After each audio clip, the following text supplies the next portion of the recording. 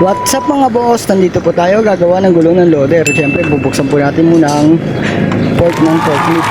Kasi hindi kasi kung maliit lang, hindi natin makukuha ang gulong ng loader. Ayan nga po, i-share man ni Obra, Belo. Yan, Obra po siya.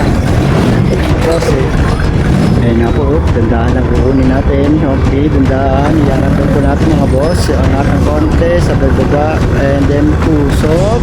Buha mo na yan boss. Okay mga boss, kinuha niya na po. At ngayon ibababa na natin sa maayos at hindi nakasagabal. At sabihin natin malaki ang pwesto ng ating yard siyempre tatabi pa rin natin. Ayan nga po mga boss, ito yung gagamitin natin, yung battery impact na 1/4 at carbinder. Nga po mga boss, puk pa siya, tinitesting kung may hangin pa yung gulong ng loader. Ayun. At syempre mga boss, dala-dala natin ng ating tower mounting compound. Boss, may sumingit pa nga si Boss Renz. Hoy, Boss Renz, shoutout sa'yo. At syempre mga boss, check natin mabuti kung wala nang hangin ng gulong ng loader. Ayan nga, tinatanggal na po natin ngayon ang reverb core mga boss para po maubos lahat ng stock ng hangin loob ng gulong mga boss. Ayun nga po mga boss, thank you.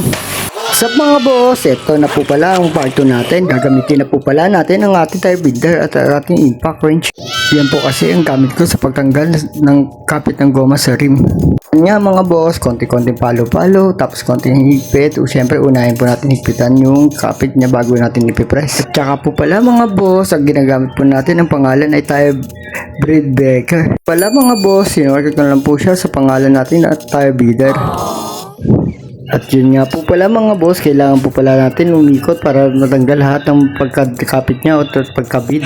At yun nga po pala mga boss, umakit na nga po ako dyan para kasi may nakaharang na forklift. O mga boss, tuloy-tuloy pa rin po ako dyan sa pag-ikot ko hanggang makaikot po ako ng 360 degree. Yung mga pala mga boss, may dumating pa si Kuya Lito na nagtatanong sa akin. At yan nga po mga boss, malapit na po ako matapos dyan at makakaikot na nga po ako ng 360 degree. At yun nga po mga boss, nilagyan ko na rin po ng mounting compound para mas mabilis, mabit ang ating ginagawa.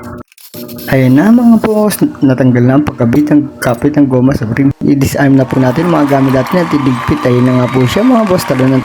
At yan na nga po mga boss, sakit na nga po ako dyan sa forklift para mabaligtad at sa kabila naman natin titirahin. At yan na nga po mga boss, manual natin itutulak at para mabaligtad na ating gagawin. At salamat po sa inyo mga boss. Sana wala po kayong sawang manood sa akin.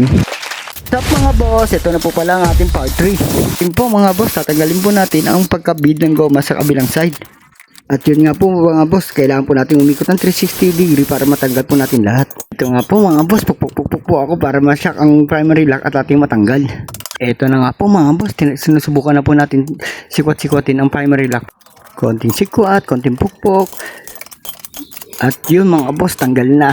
Asa rin po natin ang forklift para ma-check kung sumasabit ang rim. At dito nga po mga boss, kumuha na po ako ng malaking masa para ma-shock ang rim sa pagkapit niya sa flap. Mga boss, laglag na. I-check po natin ang tire pin o tube pin ng goma. Siyempre mga boss, isisave po natin ang tube pin ng goma bago itaas ang port ng forklift. Ayun nga po mga boss, tanggal na. At ngayon naman po, tatayo naman po natin ang gulong ng loader. Disarm na po yung mga gamit, linis-linis, ayos-ayos at yun. At dito nga po mga boss, ilalagyan po natin ng mark kung saan nakatutok ang pin.